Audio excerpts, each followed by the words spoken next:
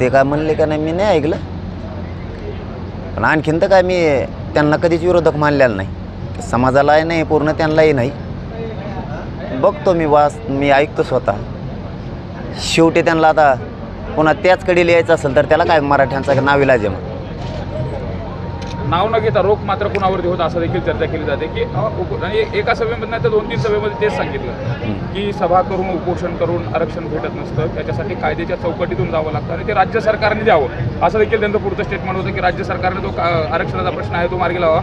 या निवडणुकीचा आणि मराठा आरक्षणाचा काही संबंध नाही. आता तो केंद्राची ही निवडणूक आहे आणि राज्यामध्ये हा विषय आहे आरक्षणाचा विषय. नाही ते कुंकडचं आहे काय हे मराठ्याला चांगलं माहिती आहे. केंद्राचं आहे का नाही राज्याचं आहे का नाही त्यांनी नाही सांगण्याच्या अगोदर जर त्यांची अशी भाषा असेल मराठ्यांच्या आरक्षणाच्याबद्दल किंवा तसं हिणून जर आरक्षणाविषयी उपोषणाविषयी बोलायचं असेल मिळत नसतं हे जर त्यांना हिणून बोलायचं असेल तर त्यांनी चष्मा काढून बघावा एकदा मिळालं आहे की नाही आणि राहिलेलं बी मिळतं आहे का नाही. उपोषण करूनच माझ्या समाजाला मिळाले. आत्तापर्यंत 1.25 करोड मराठ्यांच्या लेकरांचं कल्याण झालं माझ्या उपोषणामुळेच झाले आणि पुढच्या उपोषणामुळं सभामुळंच राहिलेलंसुद्धा मिळणार आहे. पण उगाच ढुसणे हाणू नका म्हणा विनाकारण.